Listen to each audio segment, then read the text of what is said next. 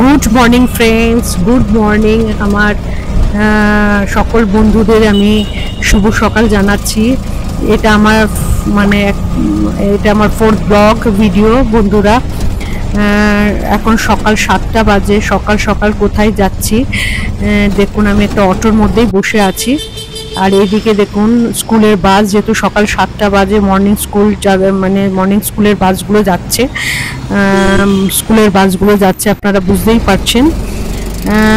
আমি চলেছি আমার গন্তব্যের উদ্দেশ্যে। দেখুন রাস্তাঘাট, এখন তো সবে সকাল হয়েছে, রাস্তাঘাটে লোকজন নেই বললেই চলে, কিন্তু আমাকে তো না গেলেই হবে না। আমার একটা এমন অসুবিধা সৃষ্টি হয়েছে যার জন্য আমাকে সকাল সকাল হসপিটালে যেতে হচ্ছে। দেখুন আমি অটোতে চেপে সেই গন্তব্যের উদ্দেশ্যেই রওনা দিয়েছি। কেন যাচ্ছি, কি বৃত্তান্ত, সবই ব্লগটা দেখতে থাকুন। ব্লগটাই দেখুন। বলতে বলতে চলে এসেছি জয়েন্ট অ্যান্ড পেইন একটা হসপিটালে। দেখুন সল্টলেকে এটা হসপিটালটা। এটা হচ্ছে জয়দীপ ব্যানার্জি চৌধুরী হচ্ছে ডক্টর আমার। দেখতে দেখতে আমি দেখুন হসপিটালের মধ্যে প্রবেশ করছি। উনি হচ্ছে অর্থোপেডিক সার্জন। দেখুন চলে এসেছি হসপিটালের মধ্যে। লিফটে উঠলাম। উঠে এই যে চলে এসছি ফিজিওথেরাপি ইউনিটে। এখানে একটা এসেই দেখছি যে এখানে ডক্টরদের কনফারেন্স চলছে এখানে বাইরে, তাই জন্য চেয়ারে আমি ওয়েট করছি। যেহেতু কনফারেন্স চলছে ডক্টরদের, বাইরে আমি ওয়েট করছি। এবং আসলে আমার বাঁ কাঁধে আমি একটু ব্যথা পেয়েছি এবং হাতটা আমি পেছনের দিকে মুভ করতে পারছি না। এই যে দেখুন, এই যে এগুলো আমাকে দেওয়া হবে, ওই জন্য আমি আসছি এখানে। 14 ডেজ মতো আমাকে এটা করতে হবে, ফিজিওথেরাপিটা। দেখুন এইটা হচ্ছে টোটাল ইউনিট।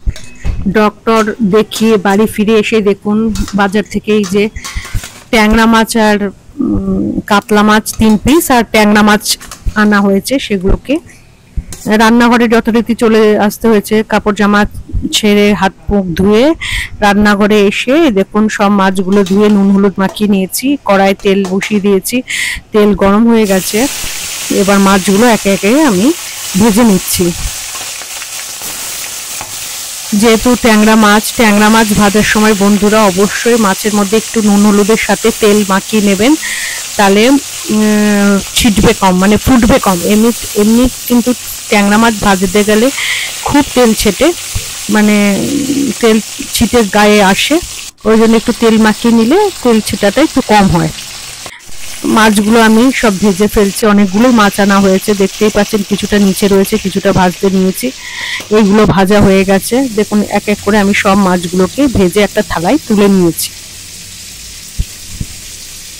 মাছগুলো সব মাছেই ডিম ছিল। এখন বর্ষাকাল, সব মাছের পেটে মোটামুটি ডিম থাকে। আর এইদিকে কাতলা মাছ 3 পিস দেখুন ভাজছি। আর এখানে দেখুন কি সুন্দর বেগুন আনা হয়েছে। এই বেগুনগুলো এমন, অনেক বড় সাইজের বেগুন আনলে কি হয়, মাছে হাত দিলে আপটা থেকে যায়, নষ্ট হয়ে যায়। ওই জন্য একটা, যদি এটা পুরোটাই একটা গোটা দেওয়া যায়। এবার মাছ বুঝে, যদি মাছ বেশি থাকে তাহলে 2টো দিলে হয়, আর নাহলে কম থাকলে একটা। আমি এখানে 2টো দিয়েছি যেহেতু মাছ বেশি, এই জন্য 2টো বেগুন এখানে কেটে নিয়েছি। একটা আলু কেটে নিয়েছি, টমেটো কেটে নিয়েছি, দেখতেই পাচ্ছেন।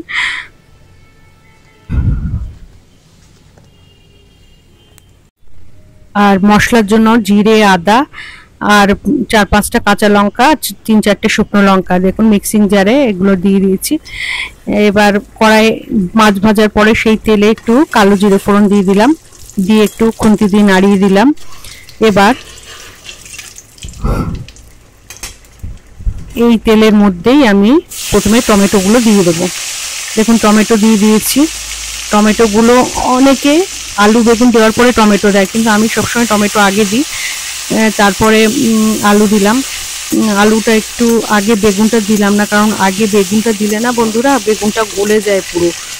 সেই জন্য আগে আলুটা আর টমেটোটা টমেটোটা প্রায় মজেই গেছে 50%। আলুগুলো প্রায় একটু ভেজে নিয়েছি, ভাজা ভাজা করে নিয়ে তারপরে আমি বেগুনটা দিলাম।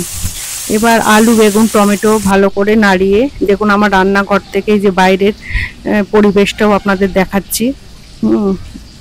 কিরকম লাগে আমি রান্না করি। আর এই যে এখানে যে মশলাটা করেছিলাম সেই পেস্টটা রেডি হয়ে গেছে। আর সেই পেস্টটা এবার এই আলু আর বেগুনটা মিডিয়াম ভাজা হয়ে, আলুটা আর বেগুনটা মিডিয়াম ভাজা অবস্থায় মশলাটা দিয়ে দিলাম, দিয়ে ভালো করে কষাতে হবে। দেখুন যত কষানো যাবে তরকারির স্বাদ তত ভালো হয়। একে একে সব গুঁড়ো মশলা দিয়ে দিচ্ছি। প্রথমে লবণ দিয়ে দিলাম, তারপরে দিয়ে দেবো হলুদ,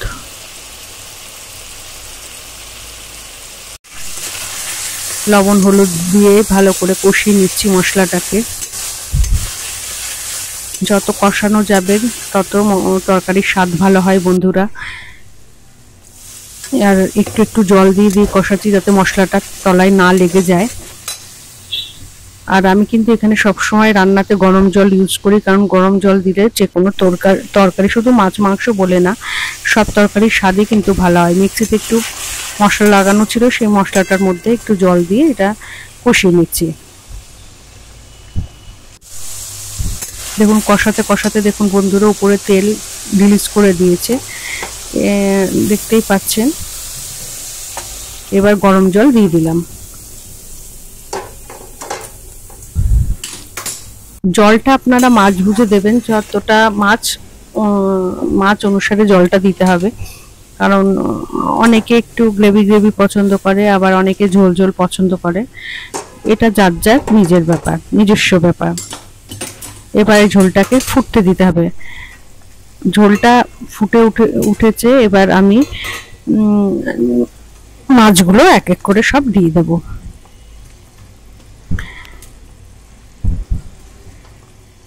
আজকে যে ট্যাংরা মাছগুলো আনা হয়েছিল প্রত্যেকটা মাছেই ডিম ছিল, একটা দুটো বাদে, আর অনেকটা করেই ডিম ছিল মাছগুলোতে।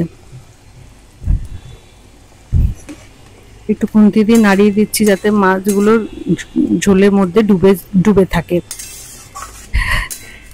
তলায় চলে যায় মাছগুলো, যাতে ভালো সিদ্ধ হতে পারে।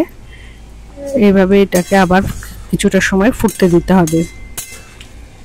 আমি রেসিপিটা পুরোই আপনাদের সাথে আজকে শেয়ার করছি। দেখুন বেশ ফুটে উঠেছে, ঝোলের ঘনত্বটাও একটু কমে এসছে। এই অবস্থায় আমি এর মধ্যে ধনেপাতা দিয়ে দিলাম। এবার এটা দেখুন তরকারিতে একদম দেখুন মানে উপরে তেল পুরো উপরে ভেসে উঠেছে। যে কোনো তরকারি রান্নার সময় তেল যদি এরকম উপরে ভেসে ওঠে সেই তরকারির স্বাদ কিন্তু খুব ভালো হয়। একটা পাত্রে মাছের ঝোলটা নামিয়ে নিয়েছি দেখুন বন্ধুরা। আর কাতলা মাছটা আমি আলাদাভাবে রান্না করেছিলাম, সেটাও আমি আরেকটা পাত্রে তুলে নিয়েছি।